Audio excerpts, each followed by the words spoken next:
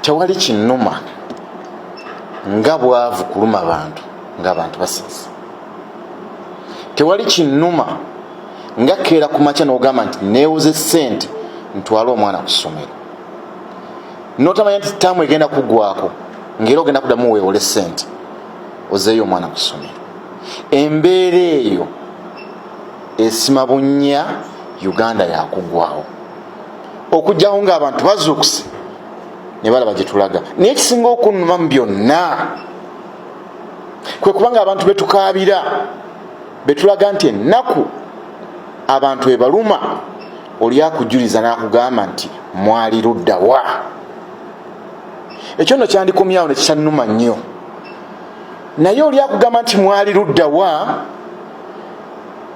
nga balwana neerabira ekintu kimu nti n'abaana baffe bagenda tubuuza mwali ludda wa ng'abantu banyaga eggwanga okulimalawo.